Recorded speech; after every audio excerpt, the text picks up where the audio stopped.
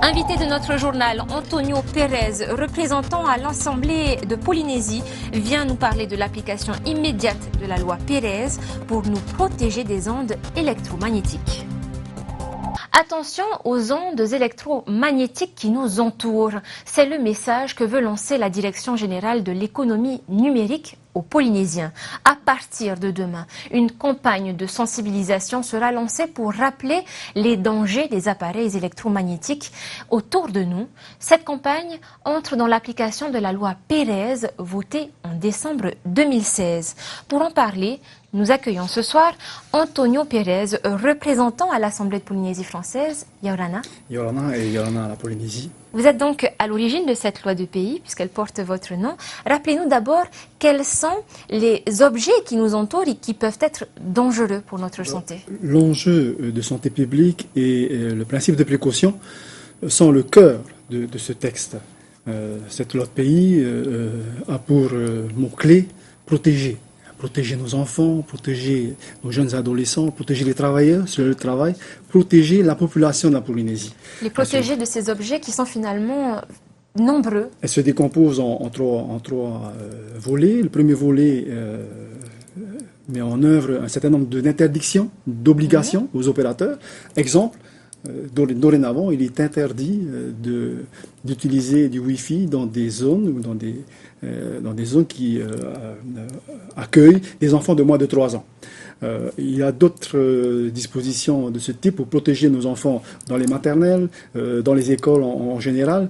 Le deuxième volet, c'est un volet de contrôle. Donc, il s'agit pour le pays de mettre en place des contrôles des antennes relais, des pylônes.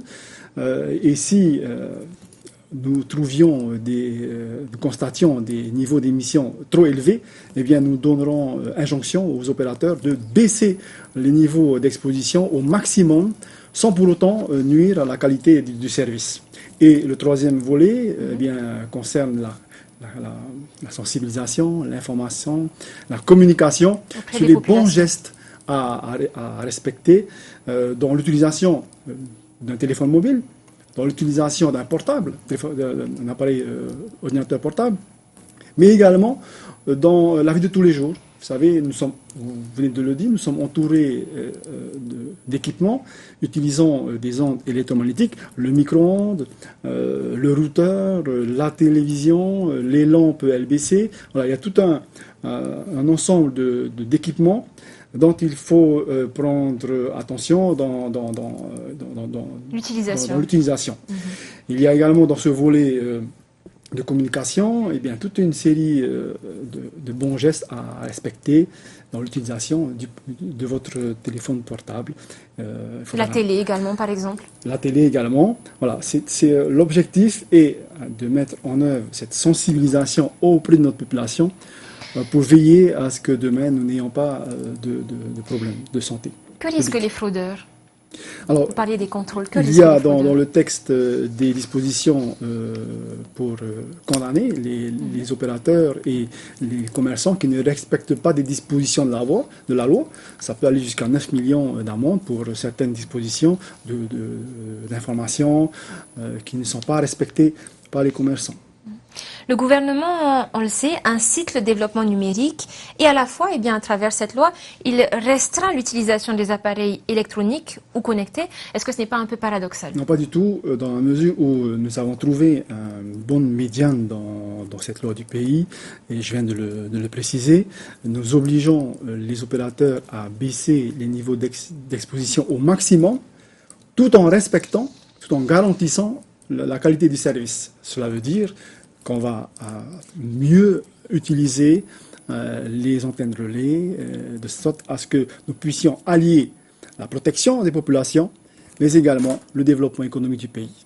Enfin, une dernière question concernant plus le troisième volet de cette loi de pays.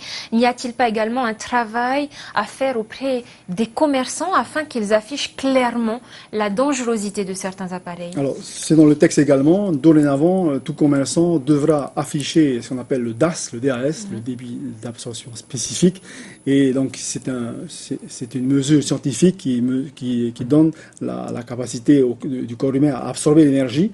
Et cette loi du pays vient donc protéger les clients, les consommateurs, dans la mesure où ils auront connaissance des niveaux des DAS pour chaque appareil avant de procéder à leur achat.